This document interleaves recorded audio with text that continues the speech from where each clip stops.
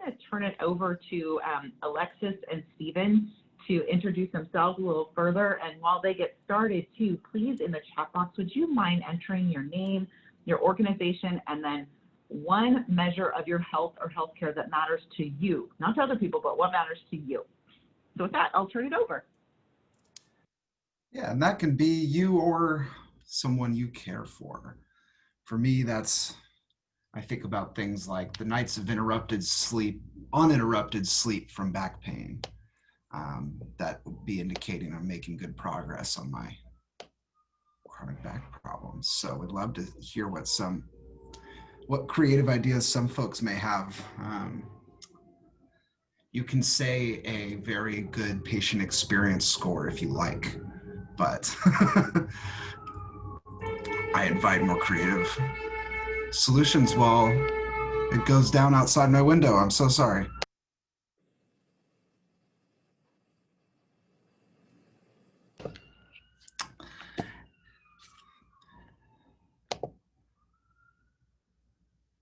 All right. Well, I thought there we go. All right, now we're cooking. And today we're just going to go over, here's our goals for the day.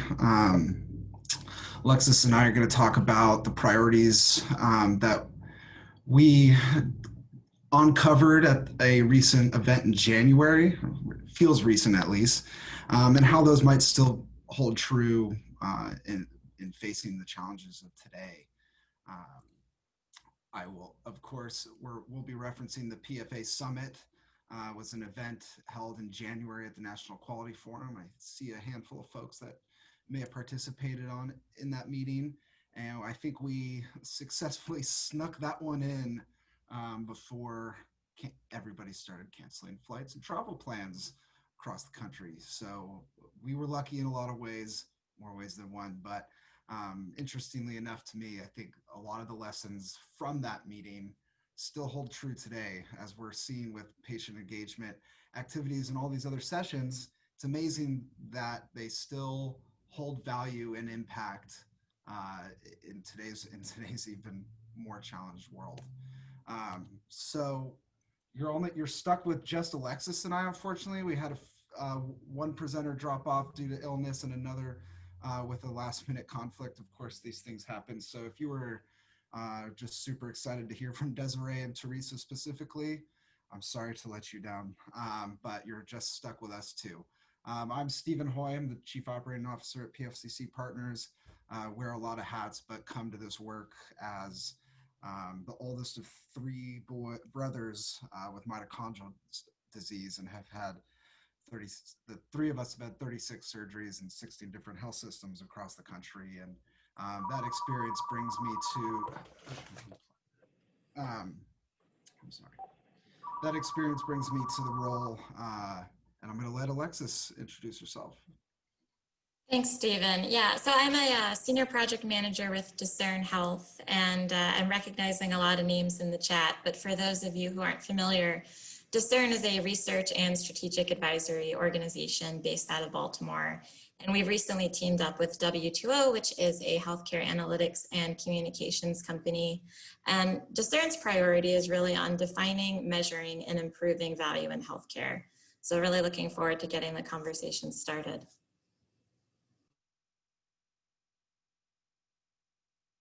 Sorry for the phone ringing. My desk is also the IT desk for the PFCC conference, and somebody may have been having a hard time joining. So maybe somebody else will join us, because I do see a lot of folks pretty familiar with the concepts of measurement and otherwise,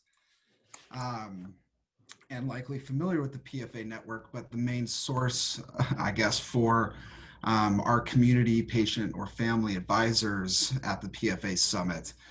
That network's hosted by PFCC Partners and supported entirely to provide a sense of community around the work,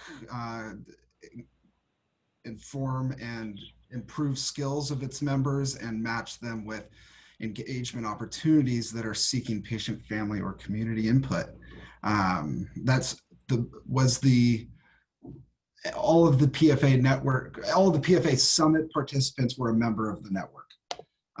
besides our national partners, and Alexis will touch on who else was at the meeting, because we obviously cannot do it all on our own, but we wanted to co-design the engagement in measurement development and push that further, recognizing the importance of changing our quality and measurement systems in healthcare. So we needed to obviously identify those gaps and opportunities to do that more meaningfully, authentically, and valuably. And of course, we need to be mindful of our barriers. So that was that was the emphasis of the summit. And I'm going to give it to Alexis to talk a little bit more about the event. Good, thank you. So we really worked with an amazing group of people, both patient family advisors and national partners, to design this day-long program that really tried to embody an all teach, all learn approach, so that we were bringing all voices to the table and addressing the key topics that you see listed on this slide. Through different brainstorming and prioritization activities, we were able to identify major gaps and barriers to meaningful patient and family engagement in quality measurement. We discussed how we would define a patient and family-centered approach to measure development, and aligned on which strategies would be really critical to overcoming those barriers. So basically, we discussed the current state of PFA engagement and measurement, the desired future state, and how to get there. If you could go to the next slide, please. As I mentioned, we co-designed the summit with PFAs and wanted to make sure that we were striking the right balance between healthcare partners like PQA and QF, CMS, and others, and patient and family advisors. And just as a note, the National Quality Forum very graciously hosted the summit, providing an in-kind donation of food and a meeting location for our session. On the next slide, so what are measures, and why did we decide to design an entire program dedicated to ensuring that patients have a seat at the table when it comes to measurement? I know that a lot of the folks on this call are probably familiar, but just to do a little bit of level setting, measures are tools to help us assess healthcare processes, outcomes, structures, and experiences that contribute to the ability to deliver high quality care, and they drive clinical care and decision making. Next slide, please. Measures are used to identify opportunities to improve patient care, set goals against targets, and track progress. Quality improvement is linked with accountability, or how doctors or payers score on quality measures, and this can impact how they're paid. Measures are also used in clinical care to help identify people that could benefit from certain treatments, for instance, and can support discussions between doctors and patients. And while patients should be at the center of all of these circles that you see here, measurement doesn't always meet this goal. And what we're seeing is that how measures are used versus how they're actually developed is often siloed. Next slide, please. So this is the measure development process at a relatively high level. Once there's an idea of something that should be measured or conceptualized, the measure will go through an in-depth specifications process, which details what the measure will look like. And this will include decisions like what population would be addressed by the measure, and what we're measuring. Once that's all put together, the measure will be tested with a small group of healthcare organizations and then further refined. And measures are often vetted by the National Quality Forum, which is a consensus-based organization that endorses the measure if it meets certain criteria. Once that happens, measures are then implemented into care when clinicians, insurers, or others actually start using them for clinical care, quality improvement, or accountability. And those are maintained on an ongoing basis. In some cases, measures are retired or moved out of programs, maybe because performance is at a point where it can't be improved any further. And again, while patients can be included in the specification and maintenance process, this has not always historically happened effectively or meaningfully. And our goal is to really reinvent that system, with the summit being one of the first steps. Next slide, please. So you have to understand the problem before you can solve it. And our question to you all is, in one word, what do you think is missing from healthcare measurement? And you can enter your ideas into the chat box like we did a little bit earlier. I saw Danny say community health measures, measures of community health. That is 3 words though. Ah, there it is in 1 word.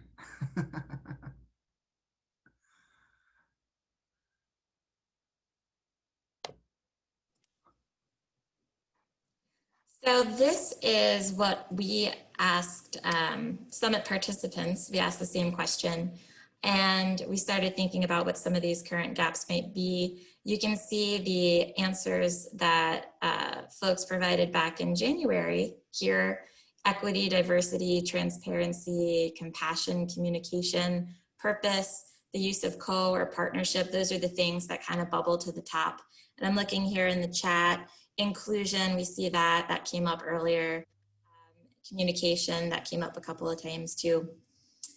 Nurse buy-in, that's a new one.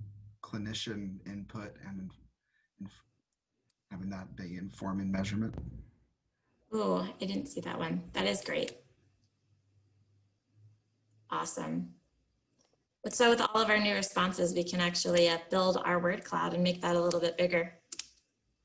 So the gaps that we listed in the previous slide are described a little bit more in detail on this slide. So diving deeper in some of the gaps that we talked about, PFAs who participate in measure development often do not feel that they represent a full spectrum of race, ethnicity, socioeconomic status, language, gender, clinical conditions, or just lived experience.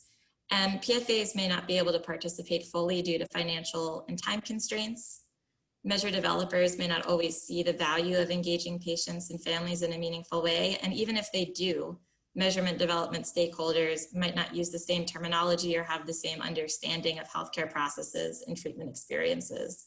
So it's really important to train PFAs on measure development and healthcare quality terminology.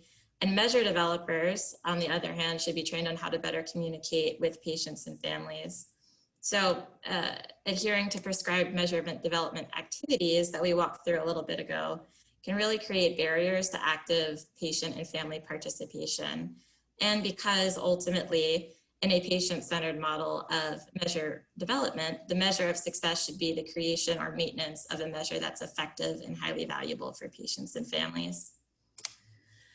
So if you go to the next slide, that's really the vision. And that includes a couple of central components that were grounded in respect.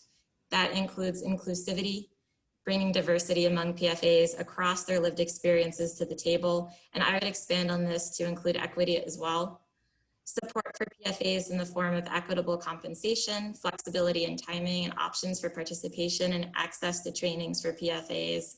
And also capacity building so that we can create lasting change and develop measures that are meaningful, which means measurement strategies should involve patients and families from the start of the life cycle, and there should be close communication throughout that entire span. So how do we get there? Not an easy question to answer, so I'm gonna turn it back to Stephen. Yeah, and I recognize we're kind of blowing through the how we did it part of the conversation, because I think a bigger priority for us is, you know, how's it look now? And so if there are questions about how we did it, you know, between putting the system together, putting the event together and such, happy to answer those, but recognize that was obviously pre-COVID days. And we, if you couldn't tell from the last slide, had a terrific and conversation. A lot of the same values and priorities we're hearing over the last few days. But as at the end of our summit event, we asked participants for a consensus about, you know, what steps can be taken next. We like to leave in action always, right? And doing that to the best extent possible was a priority for us at the event. What we come up with as a group, establish mentorship and coaching for PFAs and their measurement partners, recognizing this is a new way to work and a kind of different bone to use, a different muscle to flex, if you will, for measure development, just as it is for advisors stepping into this curriculum, scientific and research kind of community. Partnering with payers and foundations to pursue those activities is critical. We see a lot of parallels between engagement in measure development and our health system engagement in PFACs, right? And we know that in the hospital, it really can't drive priorities without the support of leadership. And what does that leadership look like in measure development? The folks paying the bills to develop these measures, right? So having those infrastructures in place for engagement at that level will better support prioritization. Insisting on diversity, I think, was my favorite term. That insistence, both and across that measure cycle that Alexis had. Also, without question, I think the consensus of the group was to we need to be compensating for this. This is really hard work and it takes a lot out of folks. I know I've spent many can't get those hours back reading through NQF endorsement applications and reading through the data collection of that. So, you know, recognizing and valuing people's time for that is an easy way to start making progress on this stuff. And developing that strategic plan with PFAs, of course, I think we can all appreciate that point. So some of those, I think, still hold true, right? And particularly that partnership with payers and that diversity and compensation piece is still ringing true today. I think, and this is where we're inviting the audience's critical thinking or challenging. But just as I was thinking about this, it's kind of like, for lack of a better word, our I told you so slide, right? Back in January. And now we have even more pressing challenges for healthcare. But what would some of that look like, right? Those payers having engagement and community engagement infrastructure in place. I think if the last 2 days have taught me anything, it's that those with this in place had it to lean on when stuff hit the fan. So just like health systems, we need those priorities to be informed by patient and community needs. And I think just recognizing that over-investing time, money, passion, prioritization on that community engagement, recognizing we're pretty far way off where we are today. I don't think there's really any other rich white guy club quite like healthcare research. And to really do this well, we need to over-anticipate the resources, time, and passion that will have to lead it.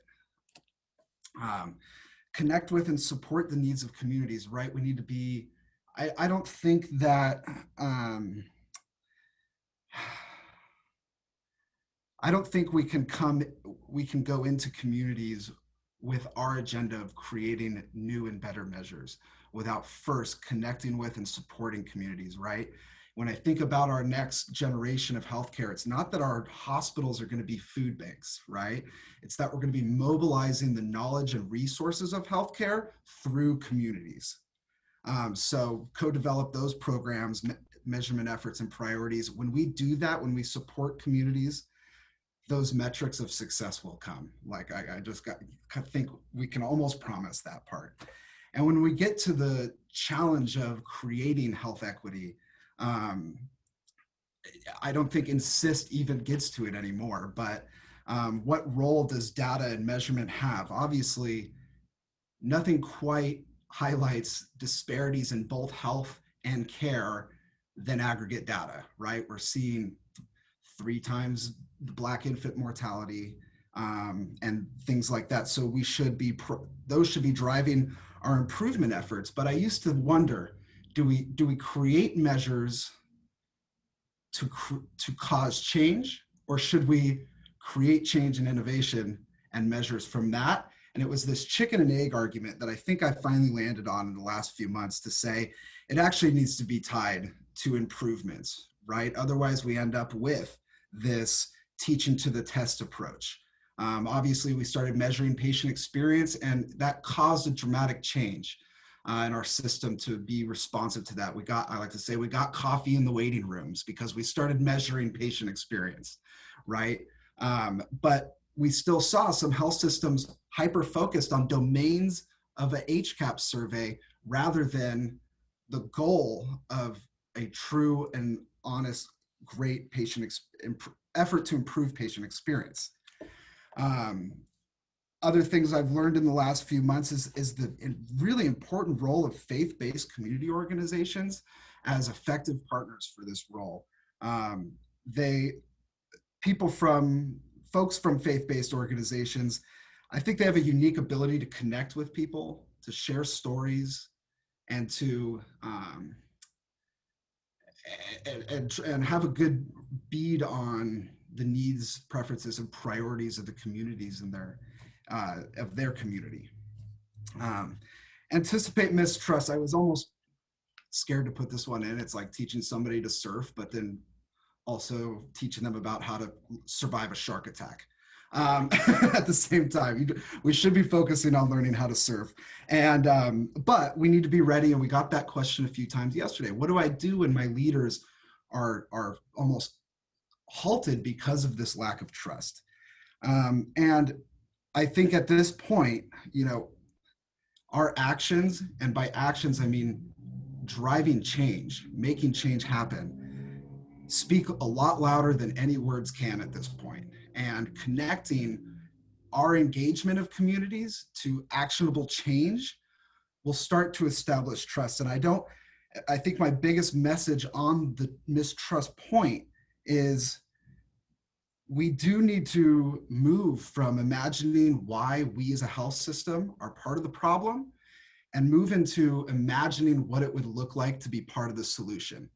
And if we imagine what we look like as part of the solution, that trust will start to be there.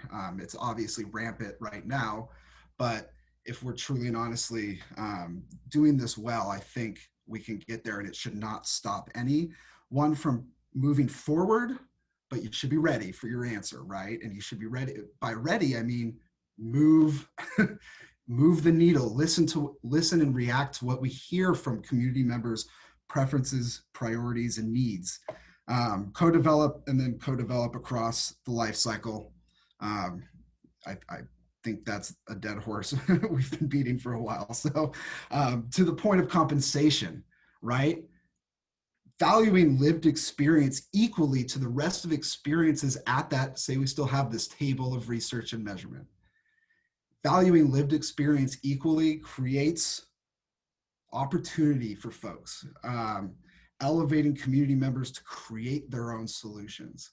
And I like to think about innovation and ex-novation. Innovation bringing in those new ideas to a system, but ex-novation is removing those policies, procedures that might not be adding value anymore.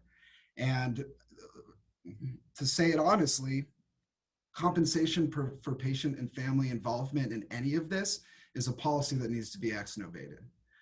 There are a handful of potential ex-novation out there, but that's one we just have to stomach and move. If we can't buy somebody a cup of coffee, we're gonna have a hard time. So consider all of those things in that impact people, and really value the lived experience as much as we as a health system talk about. Think about the way I hear a lot too in these programs, right? Like we as patients and families don't see program start date, program end date, right? The only way to leave our impact is to leave, to support communities and leave knowledge, skills, and resources. So by doing our research and our measurement efforts this way, we will be elevating and giving true value to lived experience. But these are just some of our reflections in the last 6 months. Totally, absolutely welcome counter arguments. Maybe we're thinking entirely wrong about this. I invited Greg Merritt. Would love to hear your thoughts on some of these points. I trust you to challenge us on what we might be missing or otherwise thinking about entirely wrong. But what do you think? Thanks, Stephen and Alexis. Great to see you all again. I certainly don't have major quarrels at all with what you have. So me thinking about this and sort of questions leads me down in the last 6 months after we met, thinking more about even our sort of pithy statements that we get from scholars, like show me what you measure and I'll show you what matters. And I think on some level that's true. On the other hand, it worries me because you think if in fact we show what you measure, and so one of the things we measure, for example, would be health inequities. We actually know, we can actually all go up and look at data that we can find that shows health inequities. And if it really mattered, then we would actually close that gap dramatically quickly. So something's going on about what this sort of what matters. And it gets me to think about what you described, which is if we think about the role of measurement and research, you're right. It may very well be that we are, this is the epitome of the sort of rich white guy structural ways in which we have actually always behaved is the way we're going to continue to behave unless we blow the system up.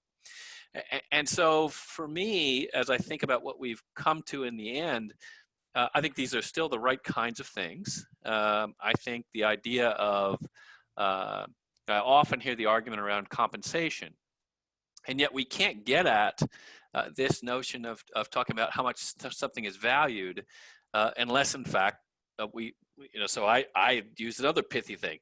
Look at the incentives and I'll show you the outcomes.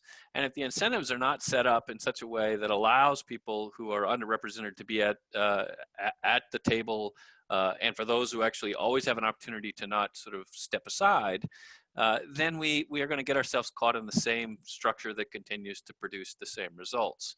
And then I guess the other piece I'd talk about is sort of this partnership piece.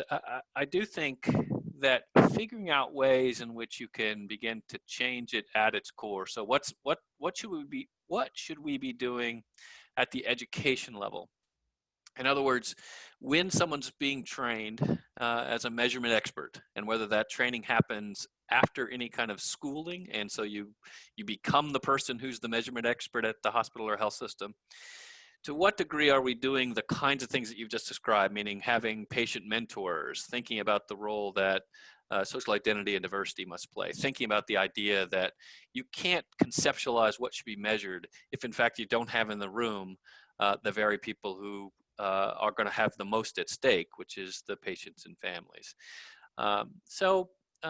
Those are some thoughts that rolled around in my head. I think in general, the lasting lessons are still there. I just think it's actually one of the things that's happened during the pandemic is to reinforce in such a stark and strong way that these things have to change and need to change quickly. Yeah, all of a sudden, community engagement seems like a great idea. And to your first point, well, I'm going to stop there. Alexis, what do you think? Yeah, well, first of all, I want to thank everybody that's been writing in comments in the chat. There's been a lot of really great feedback here. In listening to you, Greg, and Stephen, and what we've been seeing in the chat, one thing that stuck out to me was this question: how do you translate and make lived experiences valuable to people only looking at numbers?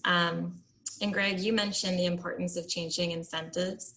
I think that changing incentives and the requirements, while more easy to say than to do, is one of those things that can really have that lasting impact on the translation piece. And I think Ellen also commented in the chat about sharing stories. Events like these, events like the summit, all of that helps the cause. So, in sum, I really couldn't agree more with what Stephen, Greg, with what you've both mentioned. And the thing not to lose sight of is that we've learned a lot over the past couple of months and more during the pandemic and all of these other changes that seem to come our way every day, every hour. And, while so much of our lives have changed, there's a lot of momentum for change now. So it's really the time to be pushing these things forward. Yeah, I think we've done a great job. We have plenty of data, and we need a few more faces and names and stories behind that data. And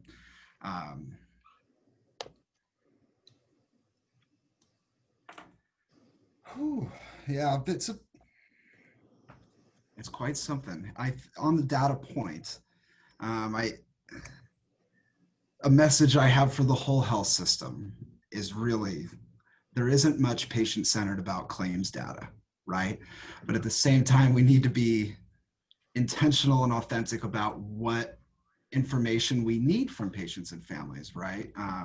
When it comes to measuring patient experience, we've seen what happens when health systems are attempting to make it Disneyland, right? Doesn't necessarily make quality and safety meet the quality and safety priorities that patients and families actually speak to. To Greg's point about researching disparities, right? I think we've done enough researching of the problem, and we need to research solutions, measure solutions, just as much as we're measuring the problem. When I talk to community-based organizations, the overwhelming two things they struggle with are financial stability and proving their impact. Two things that the expertise of measure scientists have. And our measurement system can contribute to supporting, but we need to do it in such a way that enables community organizations to define and contribute the North Star in active partnership with the members they serve. You know, how else are we seeing measurement during COVID? It's been interesting to watch this as a kind of national test ground. I mean, I don't know what else to call this year, but just let's see how it goes. We're going to change and let's see how it goes. And some are making data transparent for the first time. Here in Los Angeles County, their website publicly displays their data dashboard on not only cases, but bed capacities. So you can find organizations where there is some capacity.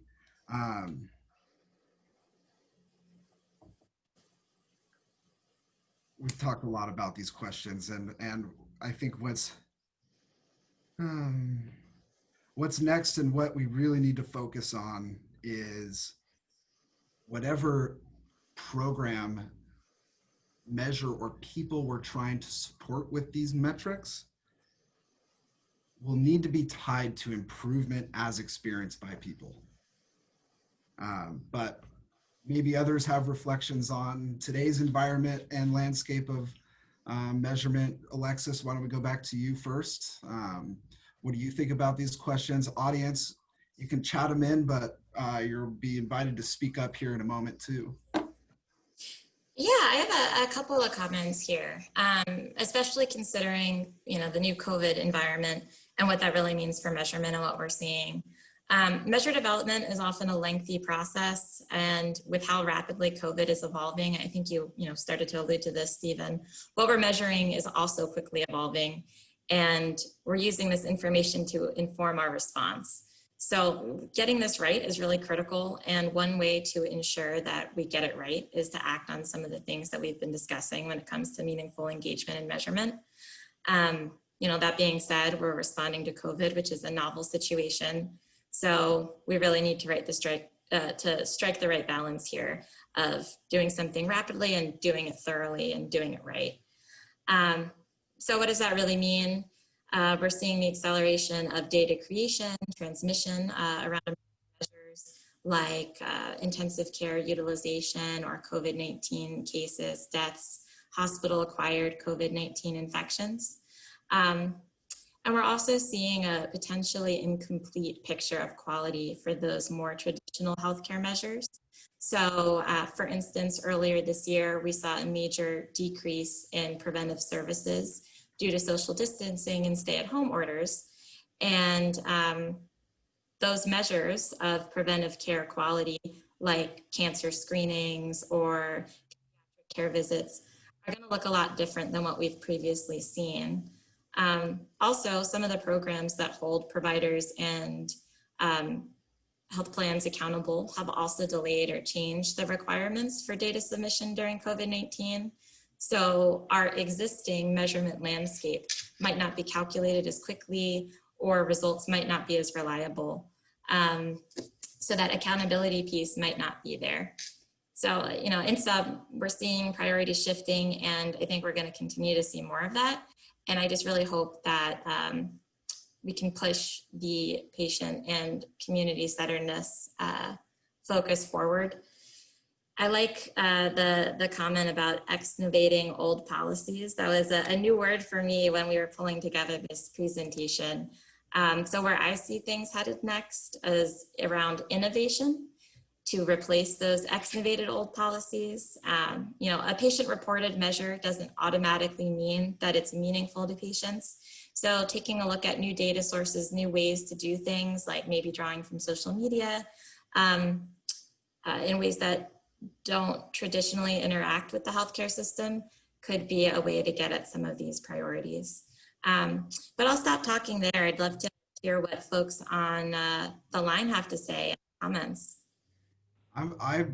I sympathize with that last point, Alexis. At NQF, the first domain is importance to measure, but rarely do we find patients and family input in that section, right? And it leads everything. Greg, what do you think? Yeah, so I was just going to raise a couple of quick points. One is I think even the question for me would be, what's next for something called patient-partnered measurement? I fuss a lot with language because I think if we actually don't start the concept of saying this is actually a partnership, not just a centeredness space. And so patient partnered measured would require us to really say we can't actually start measuring stuff unless we've actually gone out and talked with our partners with whom we're measuring. And so I think that's one piece. The other, it does get at this, and much of the chat's going on, this whole notion of what we measure. And we get caught, I think, because of the people who actually do measurement are clinical folks. And we certainly need to measure quality and clinical care and those kinds of things. But I always wonder things like, what if we were to measure things like loneliness in a way that actually gets at, and in a solution to that, which is to leverage what happens in healthcare facilities to actually connect people more? What would that look like if you actually tried to measure something like this, as opposed to the way in which we never think about that? Or all the way to the point of saying, what if we were to think about measuring the role of racism and its impact on clinical care? And so we think about things because they're easily managed by saying you can look at somebody's blood pressure and decide whether it went up or down, and those are easy measures because they're hard and fast. But I would challenge those in measure development to begin to think about what are other ways to think about systems to measure in ways that haven't been thought of before. And that, for me, Alexis, is kind of the innovation piece of how do we use the sort of human innovation to think about things that seem impossible to measure, but in fact, if you've got groups together, I think that it may not be as impossible as one thinks. Yeah, one of the smartest people I know, I think she's on the call, this describes healthcare measurement as our compass. And we need to recalibrate that compass to point true north, where it may be skewed a little. Others' thoughts or questions? This is the time for discussion we left. I just want to comment on your point, Greg. I think that's a really interesting thing that you bring up. I also agree with your comment about changing the language as a place to start. I think that's one of those things that, is something that we all can do immediately and start to influence and make that change happen.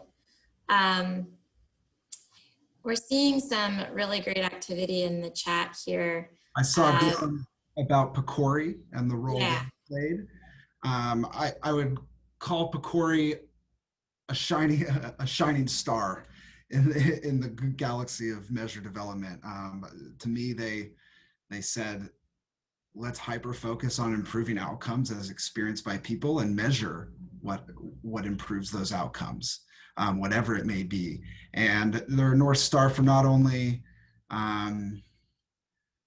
that approach, but the logistics and detail behind and authenticity behind the community engagement. They're some of the only ones I can say that you don't have a hard time arguing compensation for partners.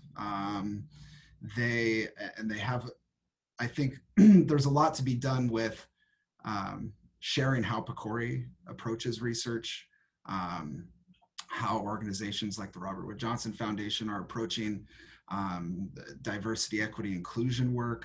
There are some shining stars out there that I think are some of our other stakeholders could be looking to for some ways to kickstart their efforts. Sounds like you have an exciting PCORI grant that you've been working on. Would invite you to speak a little bit more about that, but I know you also provided some really great information in the chat as well.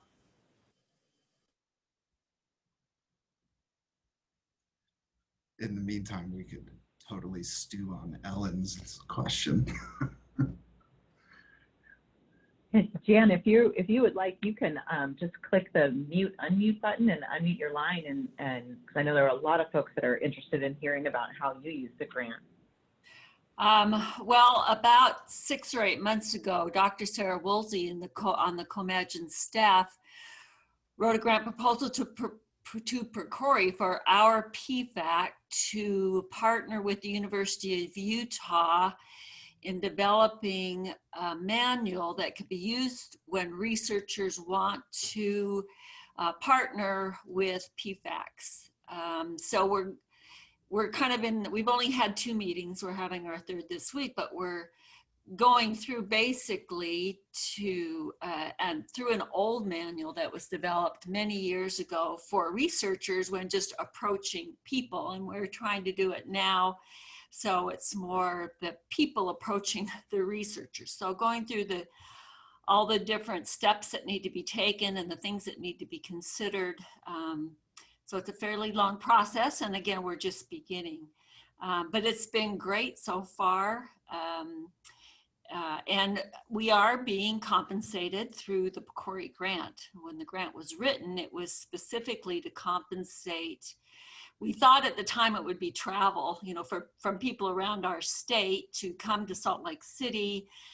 They would have been put in hotels and fed and all those things. And now that's not happening. Of course, we're doing everything online, but we are being compensated for our time. And it's been a great project so far. I've really enjoyed it. So we have great hopes. I was very interested yesterday to learn about the project, the PCORI grant, of individuals partnering with researchers. And it made me think a lot about what differences there are when we are a PFAC rather than just a single person partnering to research or with researchers. And I would love to share as things go along. Again, we've had 2 meetings and we've made pretty good progress, but we have a ways to go before there'll be anything really ready to produce a document. Awesome, thank you. Any others out there? I have a lot more thoughts, but.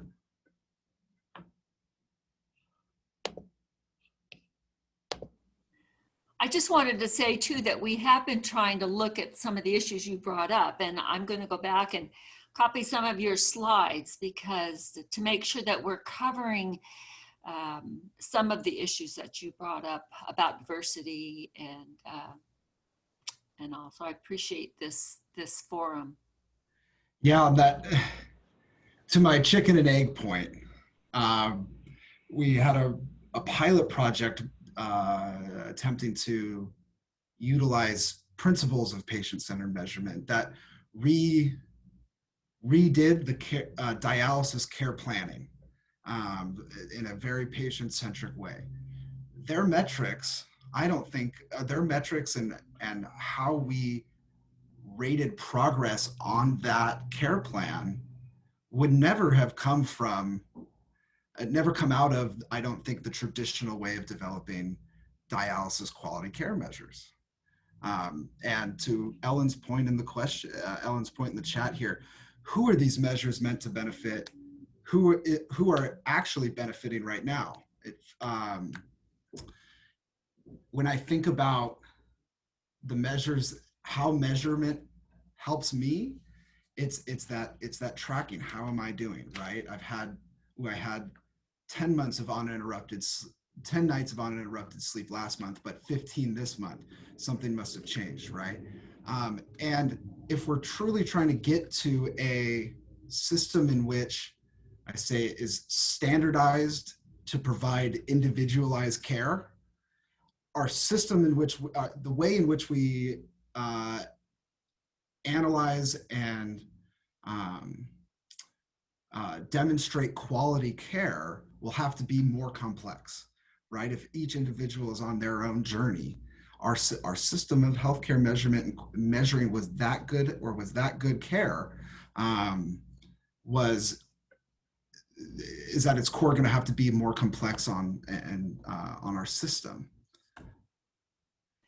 You know, one of the things that we have made note of as we've made discussions is that when you partner with a researcher up front, you need to decide on what things you want to measure to make sure they coincide with what things the researcher is trying to measure, so that you both have positive outcomes. So you're both answering your questions. And that is one of the points we have made.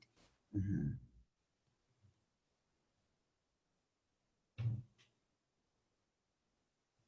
I know if I was a health system, I've been asked for the health system leaders, right? What do I do?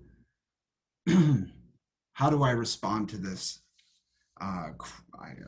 cry for equity or improved equity we're experiencing this year? And I keep thinking, God, just use data to highlight where things are awry, whether that's in the maternity care or otherwise, and support staff you have to begin all they call a DEI work group, but support folks with resources internally to go and partner with community organizations using data that's analyzed by race and ethnicity and otherwise as North Stars for those improvement projects.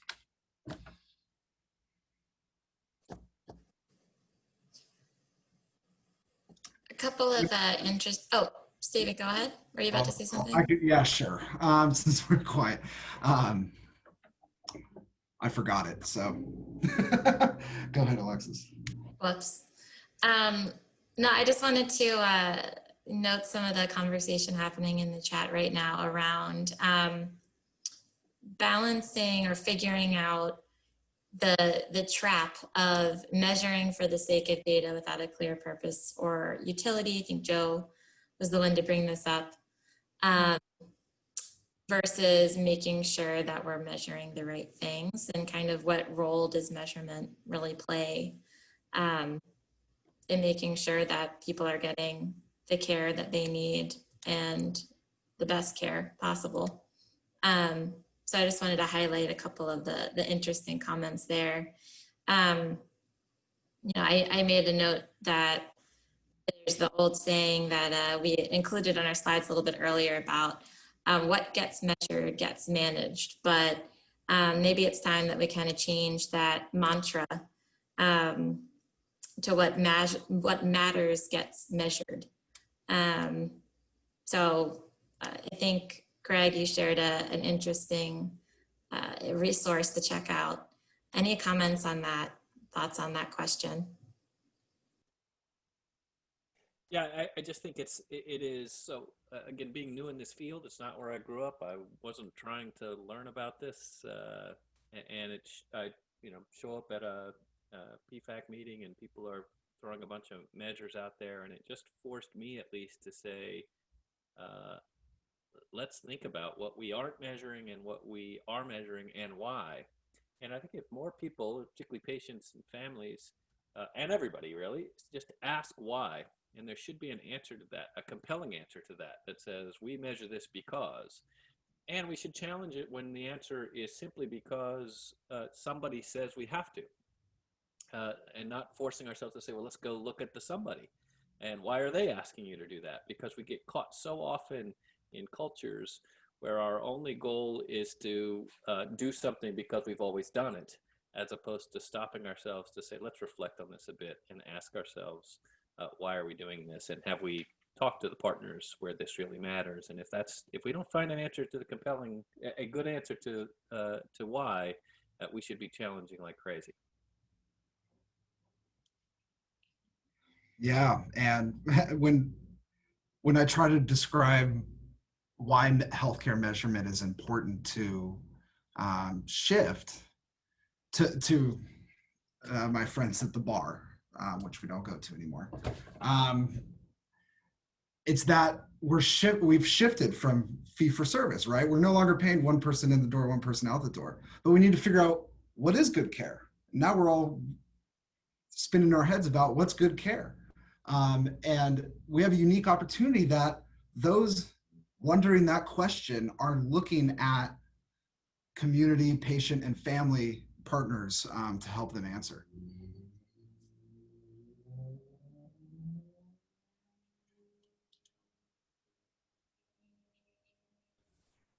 Stephen, this is Ellen Schultz. So I've been active in the chat, but I thought I'd just jump in here and say, you know, as you know, I think a lot about this. And the deeper I go in, I mean, the more I've learned to question the underlying reasons, like why are we measuring at all, right? And that's a huge cultural shift. It's not even a management practice. I mean, it goes deeper than that. It's so interesting. Members of my team, one of the projects I lead, recently did a whole series of virtual focus groups, 6 different communities across the US. And 2 of the communities were primarily immigrants. And it was so interesting to have their perspectives, 2 totally different groups of immigrants, by the way. And their perspective was so different, where they said, like, why is everything documented? Why do you have to write it down? Why do you have to measure it? That's such an American way of doing things. And it was so helpful to have that reflected back and to be able to like really go deep to why are we measuring at all. In the near term, because of the way measurement is used so pervasively in our healthcare system, I really believe that it is important that we recenter that measurement around what matters to real people. Long term, though, I think there's also value in continuing to ask those questions. Why are we measuring? What are we hoping to accomplish with it? Who is that meant to benefit? And is it actually working? Are we getting out of this measurement enterprise what we expect to get? Because asking those questions, I think, helps us get at those underlying elements of culture that drive us to measure and quantify, to value quantitative data over qualitative stories. And that's some of the culture shift that I think long-term will have the most transformative effect on our healthcare system and frankly on our society. Thanks, Ellen. I'm glad you spoke up. I know we can wrap about this one for the end till the end of time even, but I think you're totally right. Yeah, just reflecting on that, on those focus group, what you heard from those focus groups, I have to constantly remind myself that claims data and our claims system, our record system, they all come from a place of billing, right? They're not coming from a place of care coordination or patient-centeredness. They're coming from a place of billing. So, you know, they're right. Of course they were.